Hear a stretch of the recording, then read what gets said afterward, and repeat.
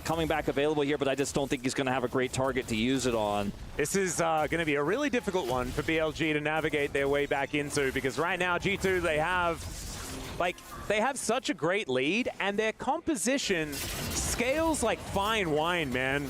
There's no turret here for Ben. Yeah, he is going to alcove game for a moment, does get a teleport. And it's going to be Elk coming down to help out. So 2 summoners burned by Broken Blade just showing up, and because Elk TP's away from the mid lane, Hansama gets half a turret. Because he's Sivir, he's going to clear that wave, and this is just fantastic macro here from G2.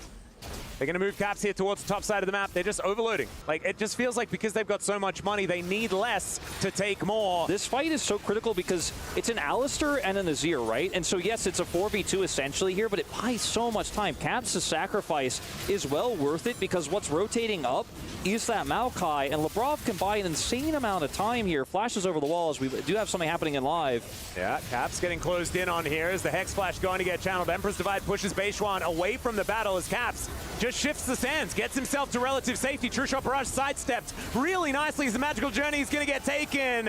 And it's Hansama's waiting boomerang to destroy this Bard. A battle on 2 fronts now, though, as Labrov gets a nice Pulverize to buy some space. As Caps, he can drive Shelly out of this one if he'd like to. That would look a little bit weird as Beishuan going in once again. Hansama will get knocked up.